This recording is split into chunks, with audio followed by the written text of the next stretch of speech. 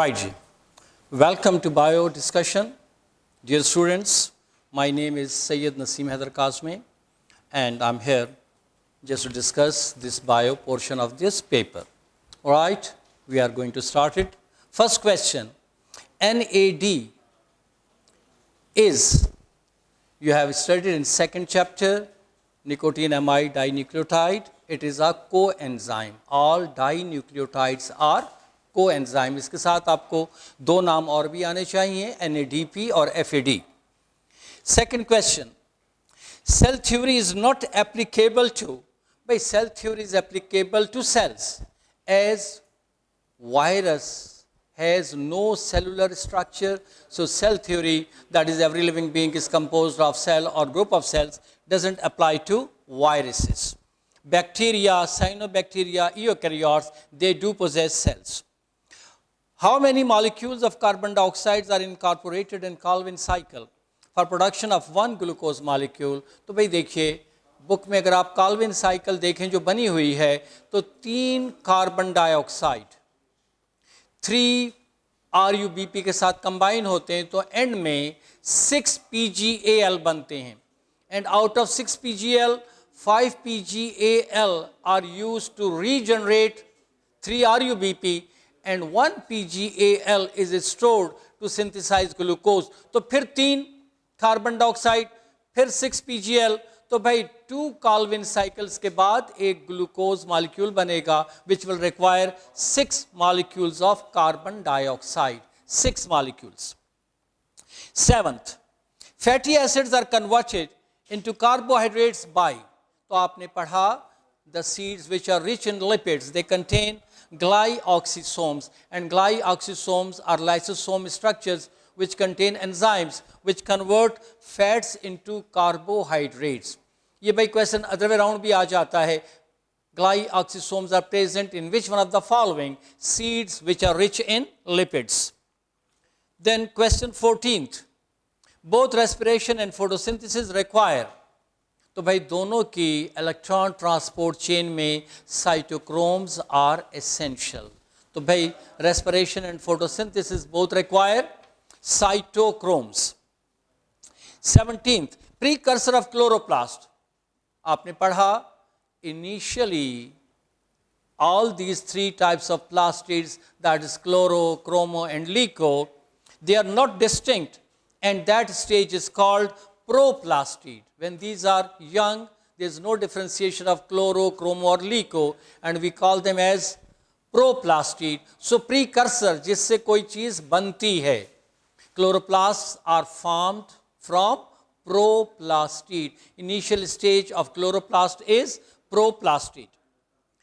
Nuclear mitosis, by fungi में nuclear membrane during mitosis does not disappear. All the phases of mitosis occur within nuclear membrane. Therefore, we call it as nuclear mitosis.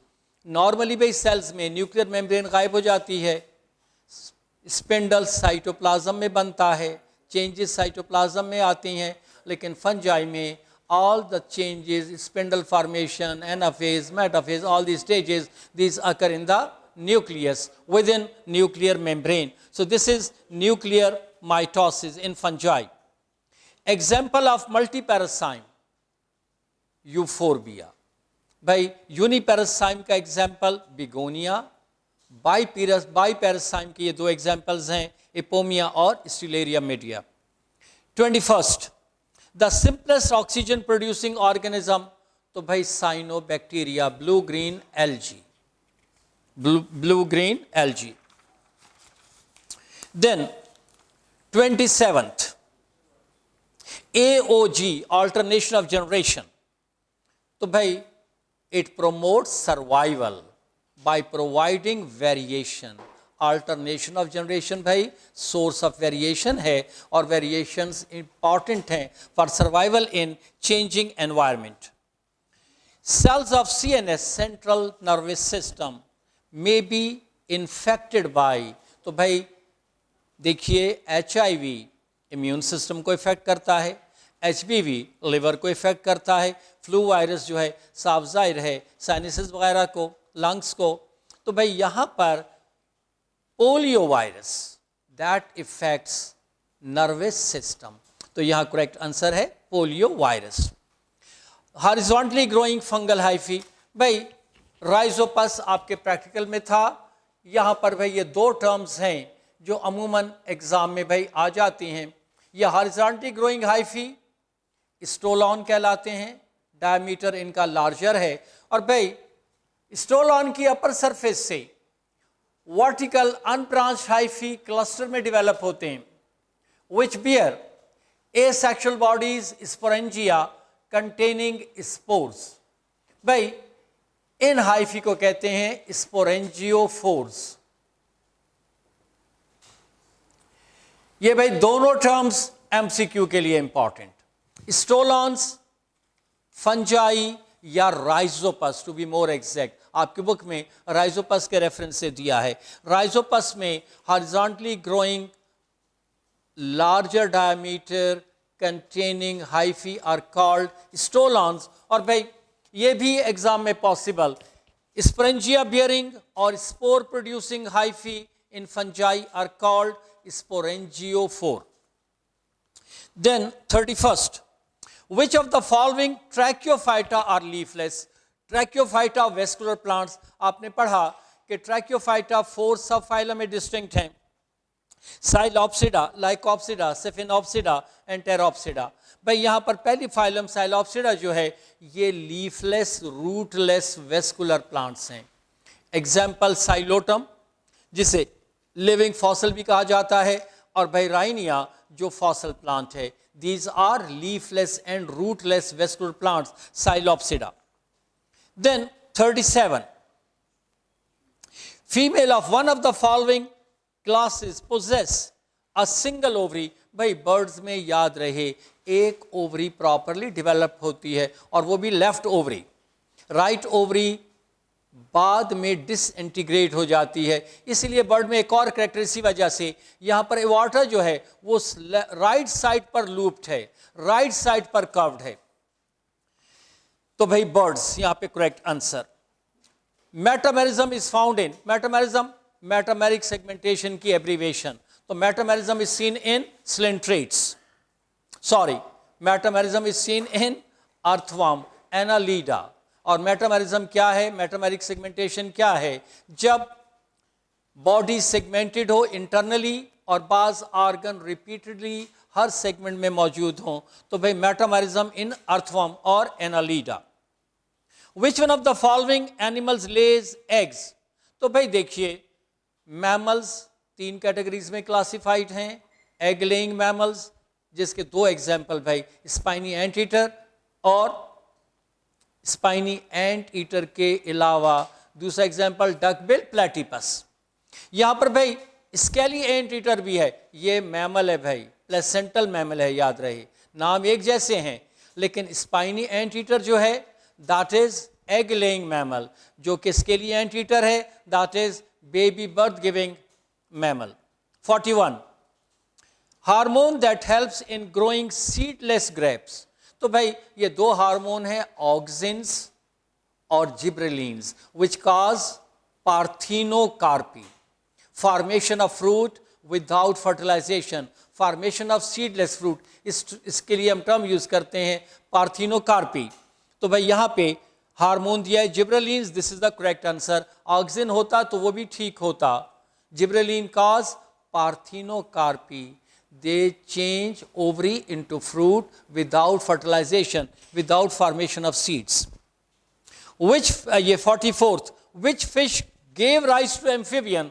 भाई ऐसे तो हम directly कहते हैं lobed fin fish that gave rise to amphibian, amphibia frog evolved from lobed fin fish। लेकिन भाई इन lobed fin fish के group को डिप्नाई भी कहते हैं, और भाई एक नाम और भी अपने पास नोट कर लें, एग्जाम के लिए इंपॉर्टेंट है, इन्हें लंग फिश भी कहा जाता है। आप बोनी फिश में पढ़ते हैं कि भाई हेड रीजन में एयर ब्लैडर होता है, एयर सैक होता है जो हाइड्रोस्टैटिक ऑर्गन है। भाई डिप्नाई में यही एयर ब्लैडर लंग की तरह फंक्शन करने लगा। बात हुआ कि ये फिश पानी के साथ साहिल पर आ गई, वहाँ किसी गड्ढे में पानी रह गया साथ, ये फिश भी वहीं गड्ढे में रह गई, बाद में पानी इवेपोरेट हो गया भाई, तो फिर नेचर ने इनकी सर्वाइवल के लिए इनके एयर ब्लैडर को लंग्स की तरह एयर फिल करने की एबिलिटी दे दी, और भाई कुछ अरसा ये उस एयर ब्लैडर से सांस लेते हुए सर्वाइव करते रहे, इसलिए भाई इन्हें लंग फिश भी कहा जाता है। 45th, Physalia is the member of, Physalia भाई ये जेनरिक नेम है, जोलॉजिकल नेम है, आम नाम है जिससे आप वाकिफ होंगे, Portuguese man of war, end of course it is colonial coelenterate. और भाई सिलेंट्रेट का दूसरा नाम नाइडेरिया भी है भाई, तो यहां पे नाइडेरिया, नाइडेरिया सेकंड नेम है भाई, और कभी कभी ये सेकंड नेम जो फाइला के हैं एग्जाम में आ जाते हैं, be careful, coelenterates are also called Cnidaria. 46, passive movement of chloroplast in palisade, भाई लीफ में अपर एपिडर्मिस के नीचे भाई सेल्स होते हैं which are arrange at right angle to the surface, इन्हें पैलिसेड पैरेन्काइमा कहते हैं। इनमें क्लोरोप्लास्ट होते हैं भाई जो कि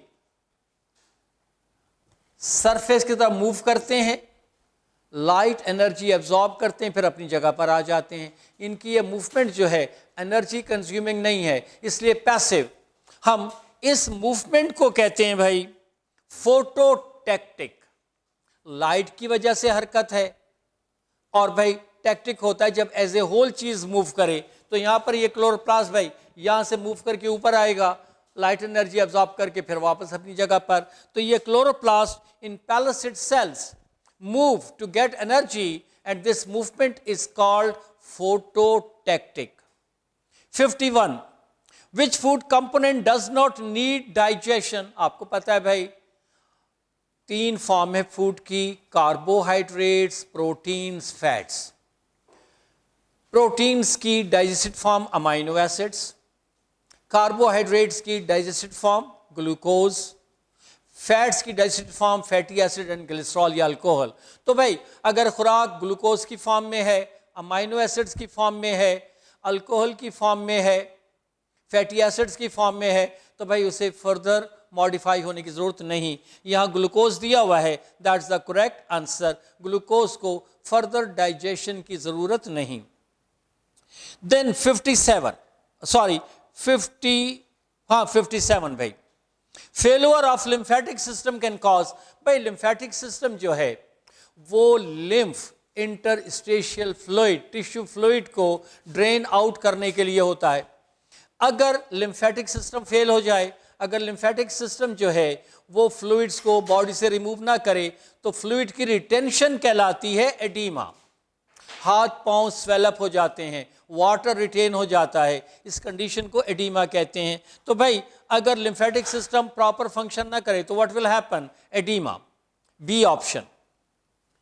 थैलेसीमिया भी कभी आ सकता है भाई। थैलेसीमिया हीमोग्लोबिन मॉलिक्यूल में 2 अल्फा चेन 2 बीटा चेन, लेकिन अगर इन चेन्स की तादाद में फ़र्क आ जाए, जेनेटिकल डिसऑर्डर है, 3 अल्फा चेन हो 1 बीटा, 4 अल्फा चेन हो 4 बीटा चेन हो, इसे कहते हैं thalassaemia.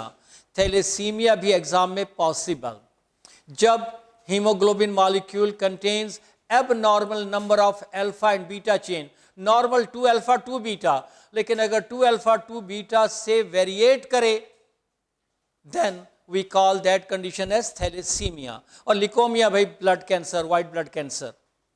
Then 58, which protein is produced in our bodies in response to viral infection? तो भाई वायरस की एंटीवायरल बॉडी क्या कहलाती हैं? Interferons, interferons. 59, the flow of blood from left ventricle, भाई आप पढ़ते हैं हम में क्लोज सर्कुलेटरी सिस्टम है, और भाई ये 2 सब सिस्टम्स पर मुश्तमिल है, या आप कह लीजिएगा 2 सर्किट्स फॉलो करता है, पल्मोनरी और सिस्टेमिक। हमारे हार्ट और लंग्स के दरमियान सर्कुलेशन पल्मोनरी, हार्ट और बॉडी के दरमियान सर्कुलेशन सिस्टेमिक। तो यहां पर भाई इनडायरेक्टली सिस्टेमिक बताया, flow of blood from left ventricle to body and then to right atrium, यानी हार्ट, तो भाई हार्ट और बॉडी के दरमियान ब्लड सर्कुलेशन सिस्टेमिक सर्कुलेशन, अगर लंग्स के दरमियान होता तो पल्मोनरी। देन 64 स्ट्रोक, भाई जिस तरह मायोकार्डियल इन्फारेक्शन हार्ट अटैक को कहते हैं, जब दिल को ब्लड सप्लाई स्टॉप हो जाए, तो अगर ब्रेन को ब्लड सप्लाई स्टॉप हो जाए, आम लैंग्वेज में तो स्ट्रोक कहते हैं, लेकिन टेक्निकली इसको कहते हैं cerebral इन्फारेक्शन। Excuse me. 67 secretion colostrum provides, भाई कोलेस्ट्रम मदर का इनिशियल मिल्क है, और भाई initial milk of the mother is total antibodies. तो भाई अगर हम किसी डिजीज से प्रोटेक्शन के लिए अपने जिस्म में एंटीबॉडीज इंसर्ट कर दें, तो भाई वो इम्यूनिटी कहलाएगी पैसिव, क्योंकि हमारी बॉडी खुद एंटीबॉडीज नहीं बना रही, हमने प्रिपेयर्ड एंटीबॉडीज इनटेक किए। तो in this way the secretion colostrum provides us passive immunity. Active immunity होता है भाई जहां पर हमारी बॉडी खुद एंटीबॉडीज प्रोड्यूस करे, और सेल मेडिएटेड इम्यून रिस्पांस आपने पढ़ा होगा कि भाई बास टी किलर सेल्स या टॉक्सिक सेल्स हैं जो पैथोजन को होस्ट सेल के साथ डिस्ट्रॉय कर देते हैं। 68 भाई all the immune cells except T cells, they mature in the bone marrow, but T cells though produce in the bone marrow but they mature in the thymus gland। तो उसी तरफ इशारा है, thymus gland provides immunological competence to T lymphocyte। जब तक T cells thymus gland से नहीं गुजरेंगे वो competent अपने फंक्शन में नहीं होंगे, दे गेट कॉम्पिटेंस और they are activated by thymus gland. Then 69 loss of appetite due to fear of becoming fatty. भाई ये दो टर्म्स हैं, एक है बुलिमिया नर्वोसा, एक है एनोरेक्सिया नर्वोसा। बुलिमिया नर्वोसा है भाई ज्यादा खाना, लेकिन फिर ये फील करके कि हम मोटे हो जाएंगे, एक्सेस ऑफ फूड को आर्टिफिशियल मीन के जरिए रिमूव करना by vomiting by laxative, that is bulimia nervosa. और भाई जानबूझकर फाका करना, स्टार्वेशन, कि भाई हम कहीं फैट ना हो जाएं, दैट्स कॉल्ड एनोरेक्सिया नर्वोसा। तो यहाँ पर करेक्ट चॉइस है anorexia nervosa. 71 a degenerative arterial change associated with advancing as. तो भाई हार्डनिंग ऑफ, ऐसे तो ब्लड वेसल्स की वॉल का हार्ड हो जाना एथेरोस्क्लेरोसिस कहलाता है, लेकिन यहाँ पे क्योंकि आर्टीरियल कह दिया तो भाई यहाँ पर करेक्ट ऑप्शन आर्टीरियोस्क्लेरोसिस। जर्नल तो एथेरोस्क्लेरोसिस है भाई, लेकिन क्योंकि आर्टरीज मेंशन कर दिया इसलिए arteriosclerosis. 74 neurulation is induced by chemical signals from the notochordal cell. ये भाई बुक में आप रिप्रोडक्शन में पढ़ेंगे। Embryonic induction, although germinal layer are capable of producing different organs, भाई मिजोडर्म से हार्ट वेस्कुलर सिस्टम बनता है, एक्टोडर्म से नर्वस सिस्टम बनता है, लेकिन they won't produce these system unless these are activated by neighboring layers, we call it as embryonic induction।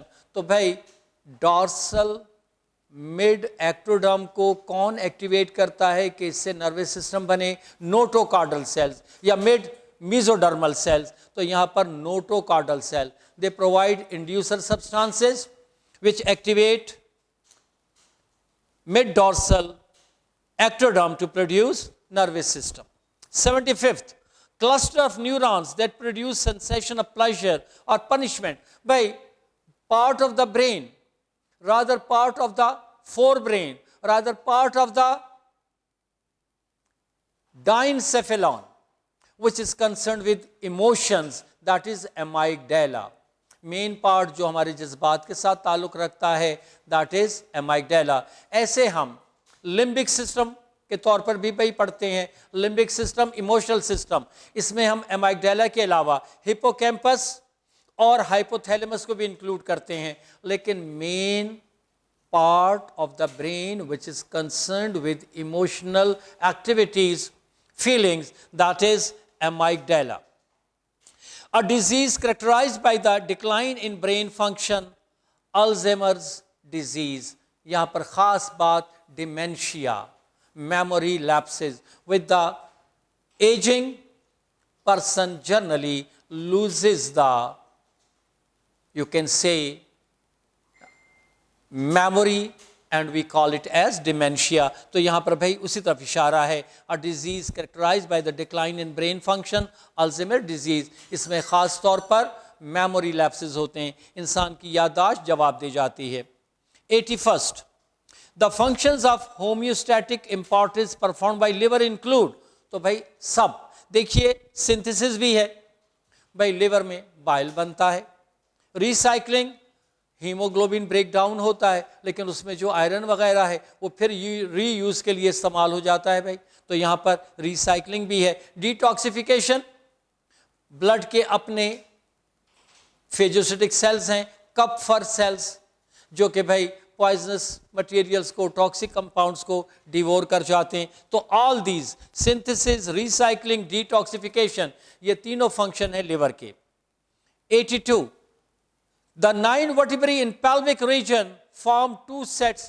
तो भाई पहला रीजन कहलाता है सर्वाइकल गर्दन, फिर थोरेसिक सीना, फिर लंबर कमर. इसके बाद का जो हिस्सा है वो पेल्विक कहलाता है. वहाँ पे 2 सेट्स हैं वर्टिब्रेई के, 5 सैक्रल बनाते हैं, 4 कॉक्सिक या कॉर्डल. तो उन्हीं की तरफ इशारा है. The 9 vertebrae in pelvic region form 2 sets, the coccyx and pelvic. Coccyx and sacrum. D option, sacrum and coccyx. 5 मिलकर जो हैं वो sacrum बनाते हैं भाई, 5 vertebrae, और आखिरी 4 जो हैं vestige of tail और coccyx. तो भाई 9 vertebrae they form sacrum and coccyx. 83rd, femur forms which of the following joint with tibia and fibula. तो भाई टिबिया फैबुला ये शैंक वाले हैं भाई, ये फीमर है, और ये ज्वाइंट कहलाता है नी ज्वाइंट. इसको हम हिंज ज्वाइंट भी कहते हैं. एग्जाम में इस अंदाज से भी आ सकता है कि फीमर का डिस्टल एंड कौन सा ज्वाइंट बनाता है, हिंज ज्वाइंट. प्रॉक्सिमल एंड कौन सा ज्वाइंट बनाता है, ball and socket joint.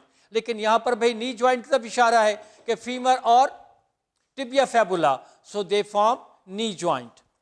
87, which muscle band disappear when the sarcomere shorten. तो भाई आप filament sliding model of muscle contraction में पढ़ते हैं कि ये एक्टिन है, ये मायोसिन है भाई, ये एक्टिन, ये मायोसिन.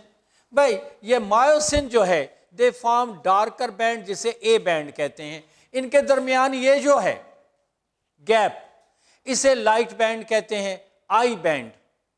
तो देखिए भाई मसल जब कंट्रैक्ट होता है तो ये जो एक्टिन है that slide over the myosin. तो जब ये स्लाइड होंगे तो भाई ये जो गैप है, ये जो दरमियान में लाइट बैंड है जिसे आई कहते हैं, it is going to be reduced. तो यहां पर भाई करेक्ट आंसर क्या है, I band. Which muscle band disappear when the sarcomere shortens? Sarcomere इन दो का दरमियानी रीजन ही कहलाता है, 2 Z लाइन का दरमियान जो है. और जब मसल कंट्रैक्ट होता है Z लाइन नज़दीक आते हैं और भाई I band disappears. 91, one of the following extends the arm at elbow joint. तो भाई यहाँ पर 2 तरह के मसल्स हैं भाई, ये बाहर की तरफ एक्सटेंसर, इनर साइड पर फ्लेक्सर. जब ये कंट्रैक्ट होते हैं तो बेंडिंग मूवमेंट होती है, जब ये कंट्रैक्ट होते हैं तो भाई ज्वाइंट स्ट्रेट हो जाता है. तो one of the following x tends the arm at elbow joint. यहाँ पर एक पावरफुल मसल है जिसे कहते हैं ट्राइसेप ब्रेकाई. ये powerful extensor muscle triceps brachii. बाकी तीनों फ्लेक्सर मसल हैं भाई, ये बाइसेप्स ब्रेकाई, ब्रैकियलीज और भाई ब्रैकियो रेडियलीज जो हैं, ये जो हैं these are flexor muscle. 92nd, which of the following is non steroidal hormone. यहाँ याद रहे जो रिप्रोडक्शन में हार्मोन इन्वॉल्व हैं वो स्टेरॉइड्स हैं. तो आपने पढ़ा है एस्ट्रोजन, टेस्टोस्टेरोन, ये तो हैं ही भाई रिप्रोडक्टिव हार्मोन, और एल्डोस्टेरोन जो है ये सोडियम कंसंट्रेशन मेंटेन करके ब्लड प्रेशर मेंटेन करता है। ये तीनों जो हैं ये स्टीरॉइड्स हैं। इंसुलिन, ग्लूकेगॉन और भाई थायरॉक्सिन ये प्रोटीन्स हैं, ठीक। एपिनेफ्रिन वगैरह जो स्ट्रेस हार्मोन हैं वो अमाइनो एसिड टायरोसिन की मॉडिफाइड फॉर्म है। तो भाई ये क्वेश्चन पॉसिबल है आपको पता हो अमाइनो एसिड टायरोसिन की मॉडिफिकेशन कौन से हार्मोन है, स्ट्रेस हार्मोन। स्टीरॉइड कौन से हैं, बेसिकली रिप्रोडक्टिव। और भाई इंसुलिन, ग्लूकेगॉन, थायरॉक्सिन वगैरह जो हैं ये प्रोटीन्स हैं। तो यहाँ पर insulin, a complex form of learning that requires the manipulation of mental concepts to arrive at adaptive behavior, insight learning, most advanced form of learning insight है, जहां पर आप mental trial करते हैं।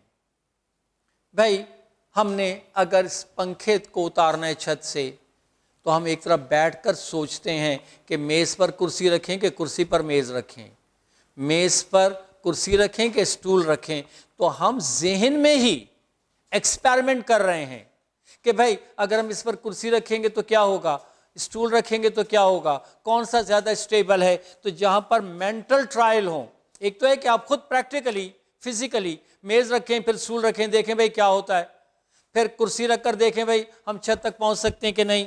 वो तो भाई फिजिकल ट्रायल्स हैं। लेकिन अगर आप सिर्फ ख्यालात में सोचें कि अगर हम ऐसा करेंगे तो कामयाब होंगे कि नहीं, this is insight learning. Then 97 estrogen inhibits the secretion of, भाई एस्ट्रोजन फॉलिकल सिक्रीट करता है इन द ओवरी, ठीक। और भाई एस्ट्रोजन का काम क्या है, यूट्राइन वॉल को तैयार करना फॉर एग इम्प्लांटेशन। तो जब ऑलरेडी एक ओवम मौजूद है, एक फॉलिकल मौजूद है, तो दूसरे फॉलिकल की अभी जरूरत नहीं।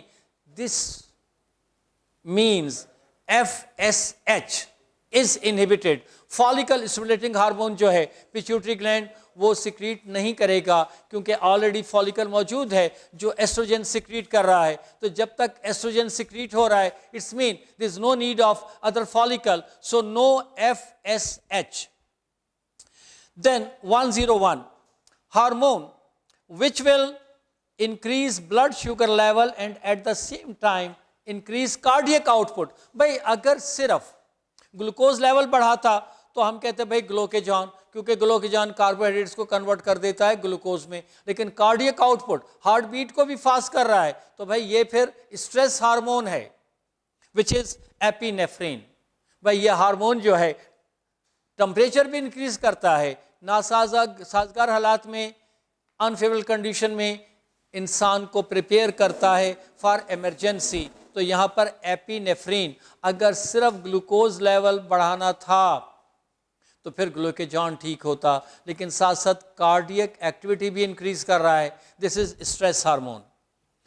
Sex differentiation in the foetus occurs in the second trimester. भाई ये दो अहम बातें, फिंगरप्रिंटिंग और sex differentiation, that occurs in second trimester. Then 103 dementia is one of the symptom of aging। Memory lapses age के साथ, जैसे जैसे इंसान बूढ़ा होता जाता है भाई उसकी याददाश्त जवाब दे जाती है।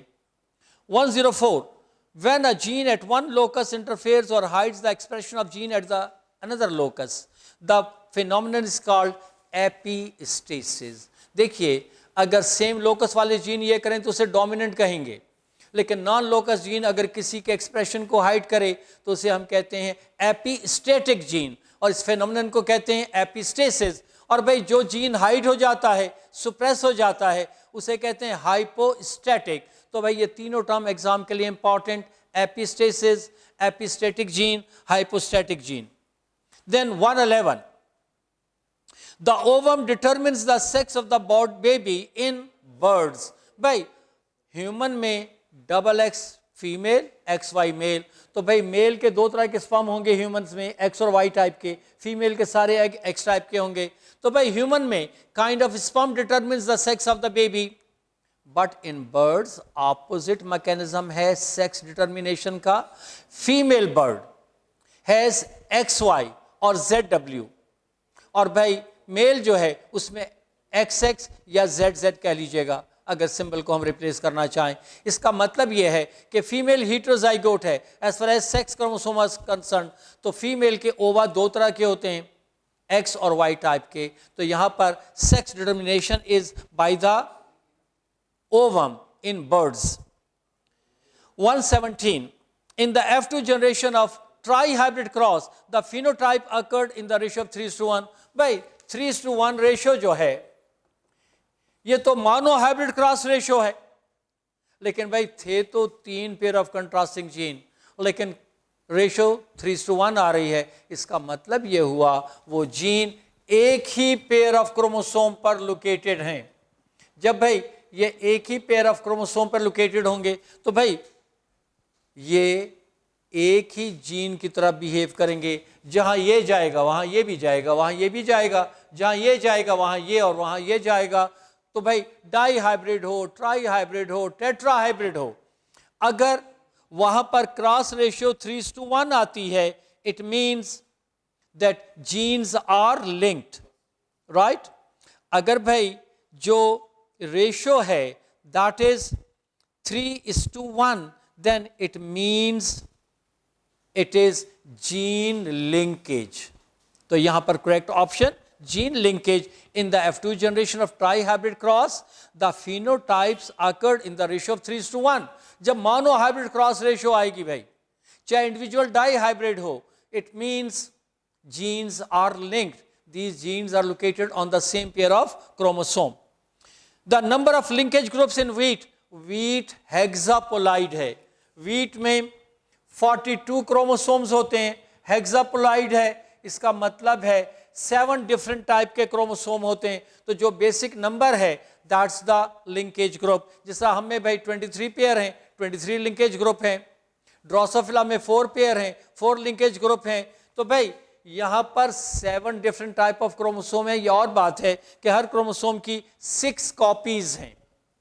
भाई अगर ये ट्रिप्लॉइड है तो भाई इसमें कितने लिंकेज ग्रुप होंगे? 2 लिंकेज ग्रुप। टेट्रापोलाइड है, कितने लिंकेज ग्रुप होंगे? 2 लिंकेज ग्रुप। तो बेसिक नंबर देखना है कि भाई बेसिक क्रोमोसोम नंबर क्या है, या एन नंबर है 7, तो 7 linkage groups. Protein coding sequences of primary messenger RNA called, भाई इनिशियली न्यूक्लियस में जो मैसेंजर आरएनए बनता है वो लॉन्गर होता है, उस मैसेंजर आरएनए से जो साइटोप्लाज्म में ट्रांसफर होता है उसे सेकेंडरी मैसेंजर आरएनए कहते हैं। आपने पढ़ा post transcriptional changes, RNA splicing. भाई जो इनिशियली मैसेंजर आरएनए बनता है उससे बाज न्यूक्लियोटाइड सीक्वेंसेस रिमूव होते हैं, इसे आरएनए स्प्लाइसिंग कहते हैं। और भाई यहाँ थोड़ा सा हमारी एक्सपेक्टेशन के मुखालिफ टर्म्स हैं। भाई जो कोडिंग सीक्वेंसेस हैं, जो प्रोटीन या अमाइनो एसिड का कोड है वो कहलाते हैं एक्सॉन, और जो कोड नहीं है वो कहलाते हैं इंट्रॉन। तो भाई आरएनए स्प्लाइसिंग में क्या चीज़ रिमूव होती है? इंट्रॉन्स। क्या चीज़ रह जाते हैं? एक्सॉन। तो यहाँ पर वही है भाई, protein coding sequences of primary messenger RNA called exon, और जो रिमूव होते हैं वो क्या होते हैं भाई? Introns. 121 ABO locus is on chromosome number 9th। याद रहे भाई, जिस पर एंटीजन ए या बी के जीन्स होते हैं वो 9th पेयर ऑफ क्रोमोसोम है। साथ नोट कर लीजिए भाई, आगे वाली बात भी इंपॉर्टेंट है। जहां RH एंटीजन के जीन्स हैं वो फर्स्ट पेयर ऑफ क्रोमोसोम पर, RH antigen genes first pair. और भाई H सब्सटेंस, बॉम्बे फिनोटाइप पे आपने पढ़ा, H सब्सटेंस के जीन जो हैं वो 19th पेयर ऑफ क्रोमोसोम पर। H सब्सटेंस वाले gene 19th pair, ABO antigen A और B 9th पेयर, और भाई RH फैक्टर का gene first pair. 127 analogous organs provide evidence for convergent evolution. अगर भाई डिफरेंट स्पीशी एक ही एनवायरनमेंट में शिफ्ट हो जाएं तो वो एक ही एनवायरमेंटल कंडीशन के लिहाज से एक ही तरह के कैरेक्टरिस्टिक्स डेवलप करेंगे। एक जैसे भाई जीरोफाइट, भाई रस्कस अलहदा प्लांट है, उपनिशिया अलहदा है, कैलोट्रोपस अलहदा है, सिजिफस अलहदा है, लेकिन एक एनवायरनमेंट की वजह से सब ने ज़ीरोफिटिक करैक्टर डेवलप कर लिए। तो भाई एक जैसे character, different species, ancestor different, लेकिन नाउ जो आप क्या लीजिएगा डिसेंडेंट है वो सब एक टाइप के, इसे कहते हैं कन्वर्जेंट। अगर भाई एक स्पीशी डिफरेंट एनवायरनमेंट में जाकर मॉडिफाई हो जाए डिफरेंट काइंड्स में, उसे डाइवर्जेंट कहते हैं। तो भाई एनालोगस जो ऑर्गन्स हैं, कैरेक्टरिस्टिक्स हैं, those provide evidence for convergent evolution. Which one of the following is regarded as non conventional resource of energy? Geothermal. भाई जमीन के सेंटर में एटॉमिक डिके हो रहा है, ये हीट कभी कभी वॉल्केनिक एक्टिविटी और कभी कभी हॉट वाटर स्प्रिंग के सूरत में सरफेस पर आ जाती है। कैलिफोर्निया में भी टेक्नोलॉजी बनाई जा रही है कि हॉट वाटर स्प्रिंग्स की हीट से बिजली जनरेट की जाए, इसे कहते हैं जियोथर्मल एनर्जी। नॉन कन्वेंशनल होता है भाई जो आम रिवाज से हट कर हो। अब भाई पानी की गर्मी से बिजली जनरेट करना, it is non conventional resource of energy, that's geothermal. 134, if both parents are heterozygous for RH blood group, तो भाई अगर हम भाई ये सिंबल लें तो ये हो गया भाई, अगर हम ये सिंबल लें भाई तो ये, इसको भी हम अमूमन कैपिटल R लिख देते हैं। ये डोमिनेंट है भाई और एक रिसेसिव है, तो भाई इन दोनों रिसेसिव के एक जगह ज्वाइन होने के चांसेस क्या हैं? एक ही चांस है भाई 4 में से। आपने लॉ ऑफ सेग्रीगेशन पढ़ा है भाई, तो यहां पर दोनों डोमिनेंट होंगे भाई, एक डोमिनेंट एक रिसेसिव, एक डोमिनेंट एक रिसेसिव, और दोनों रिसेसिव जो हैं होने के एक ही चांस है 4 में से, यानी 25%। तो यहां पर भाई करेक्ट आंसर 25% 134 का। 137, आरएनए पॉलीमरेज के भाई 4 यूनिट हैं, अल्फा, बीटा, बीटा प्राइम और सिग्मा। पहले 3 सब यूनिट जो हैं वो ट्रांसक्रिप्शन में इन्वॉल्व हैं, और सिग्मा जो है वो इस एंजाइम को डीएनए की कोडिंग स्ट्रैंड के साथ अटैच करता है, प्रोमोटर के साथ बाइंड करता है। The technology use for the production of monoclonal antibodies hybridoma. एक रेड से हम माइलोमा सेल, कैंसर सेल लेते हैं, दूसरे से बी सेल लेते हैं, इन दोनों को हम कंबाइन कर देते हैं, जो चीज़ बनती है उसे हाइब्रिडोमा कहते हैं। वो न्यूट्रिटिव मीडियम में कैंसर सेल डिवाइड होते हैं, साथ साथ बी सेल भी डिवाइड होते हैं, and they provide us antibodies. इस मेथड को भी कहते हैं hybridoma method. The idea that embryological development repeats the evolutionary history of species is called recapitulation theory.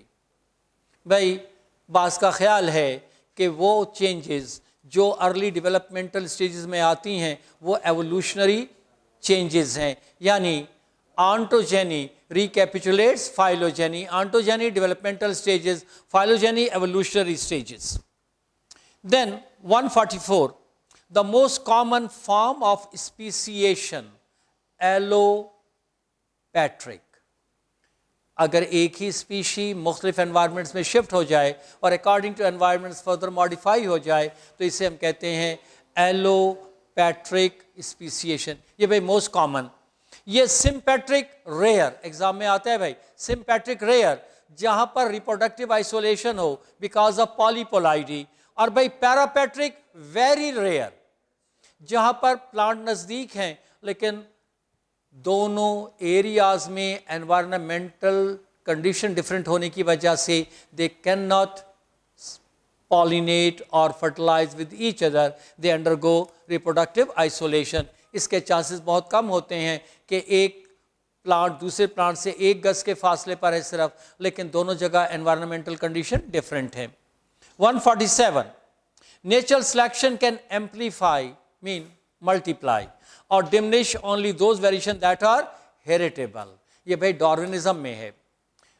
Darwin ने बिलीव किया कि ये स्मॉल वेरिएशन ट्रांसमिटेबल हैं, तो भाई नेचुरल सिलेक्शन उन्हीं वेरिएशन पर एक्ट करती है, उन्हीं को मॉडिफाई कर सकती है जो नस्ल दर नस्ल ट्रांसमिट होते हैं। Competition between species will be greatest if they attempt to occupy the same niche. Niche होता है भाई to have different functional positions in the same habitat. भाई एक पॉन्ड में एल्जी भी हैं, फिश भी हैं, बैक्टीरिया भी हैं, एक में ही हैं, लेकिन एल्जी प्रोड्यूसर हैं, फिश कंज्यूमर हैं, बैक्टीरिया डीकम्पोजर हैं. तो भाई ये एल्जी एक निच में है, फिश दूसरी निच में है, बैक्टीरिया तीसरी निच में. तो भाई जो एक निच में हैं उनकी नीड एक जैसी, भाई एल्जी की नीड्स एक जैसी, फिश की नीड्स एक जैसी, बैक्टीरिया की आपस में नीड एक जैसी. तो भाई मैक्सिमम कंपटीशन किस में होगा? सेम निच.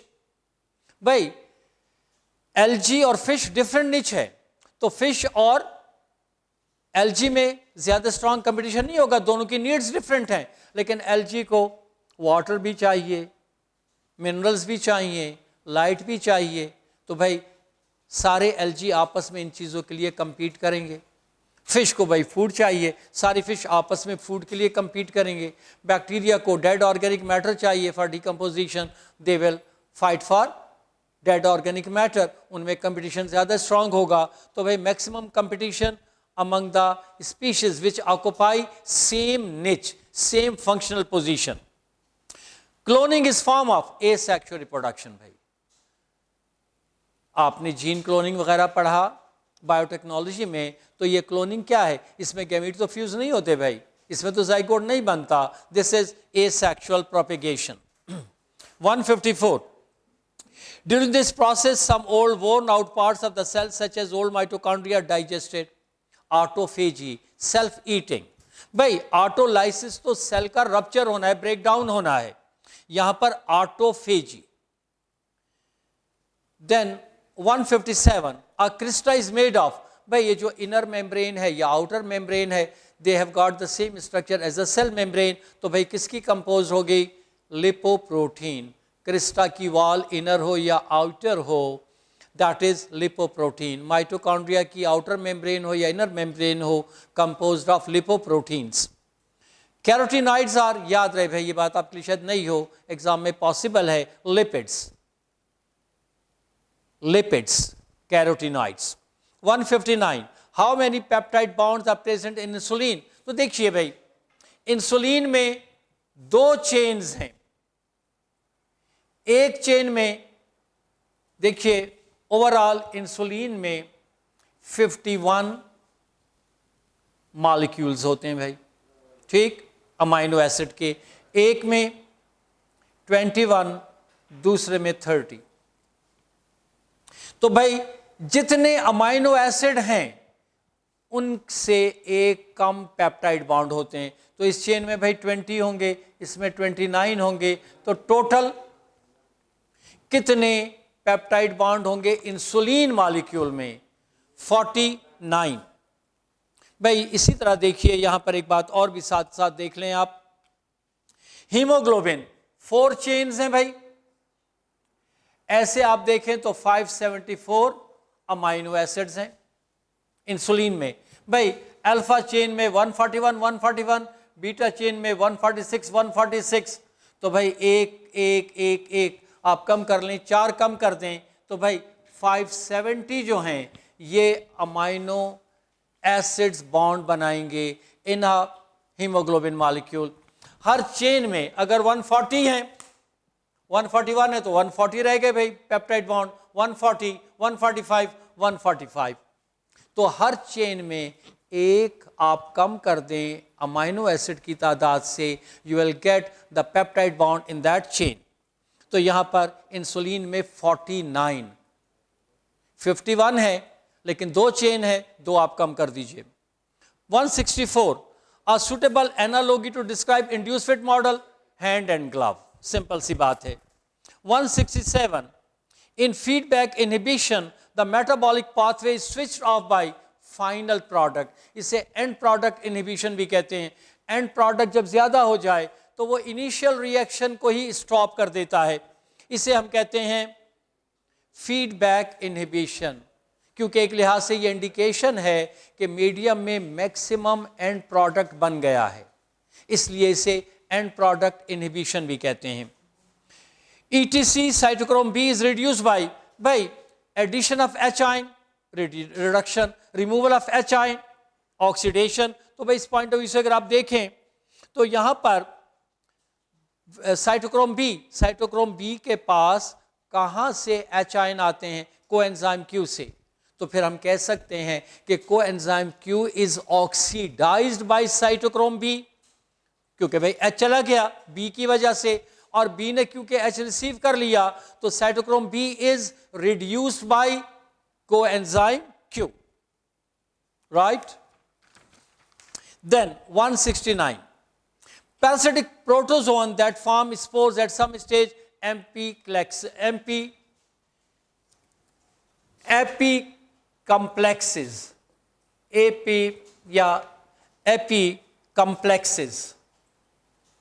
इन्हें भाई स्पोरोजोआ भी कहते हैं, इसीलिए क्योंकि ये अपनी लाइफ साइकिल के दौरान स्पोर प्रोड्यूस करते हैं, इसलिए पैरासिटिक प्रोटोजोअन जो स्पोर बनाते हैं अपनी लाइफ साइकिल के दौरान उन्हें एपीकम्प्लेक्सिस कहते हैं, या दूसरा नाम इसी फाइलम के लिए है स्पोरोजोआ। 174, पेनिसिलियम इज इंक्लूडेड इन, भाई पेनिसिलियम फंगस है, आपकी बुक में एस्कोमाइकोटा में दिया है, और फिर जब हमने कहा कि एस्कोमाइकोटा को सैक फंजाई भी कहते हैं, तो we can say penicillium is included in sac fungi. Club fungi basidiomycota को कहा जाता है। 177, replication of DNA occurs during interphase, जो प्रेपरेटरी फेज है भाई माइटोसिस की, डिवीजन की, उसे इंटरफेज कहते हैं। ये replication of DNA S phase of interphase होता है। इंटरफेज फिर 3 फेजेस में डिवाइडेड है, G1, S और G2। S जो है सिंथेटिक फेज है, तो भाई replication of DNA occurs in interphase, और ज्यादा एग्जैक्ट हो जाएं तो S phase of interphase. Rhythmicity of respiration is maintained by, भाई जो रिदम है रेस्पिरेशन का that's maintained by pons. Pons 3 major parts के दरमियान ब्रिज का भी काम करते हैं, सेरिबेलम, सेरिब्रम, मेडुला, और साथ साथ रेस्पिरेशन के रिदम को मेंटेन करते हैं। The blood clot which migrate to secondary site embolus, ऐसे क्लॉट को कहते हैं थ्रोम्बस, और जब ये थ्रोम्बस दूसरी जगह पे शिफ्ट हो जाए इसे कहते हैं embolus. Then 181, which one of the following is the biggest mammal, तो याद रहे भाई एलिफेंट, कैमल वगैरह सबसे बड़ा mammal blue whale, blue whale is the biggest mammal.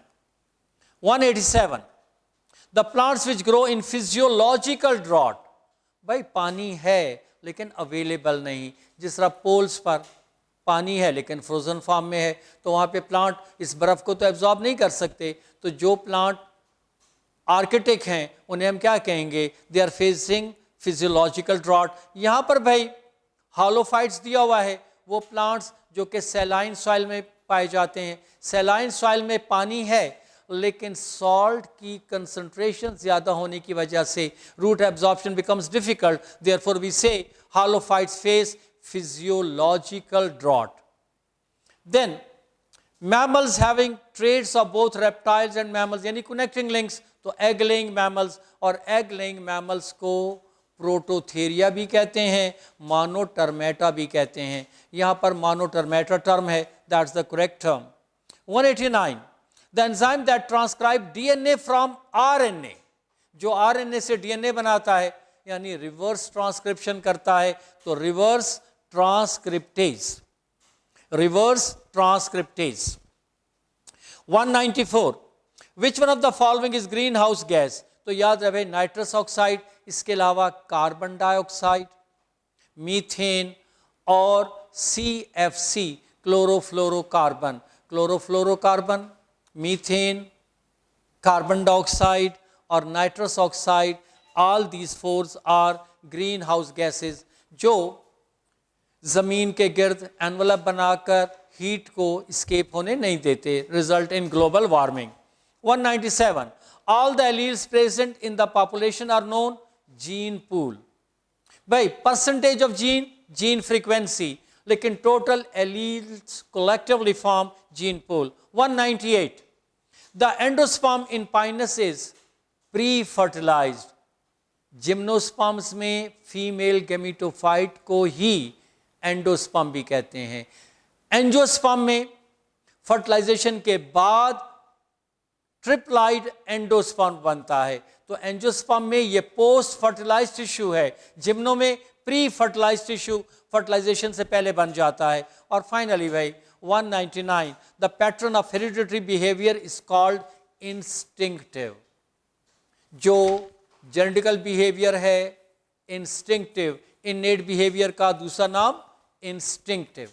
Thank you very much जी, ऑल द बेस्ट।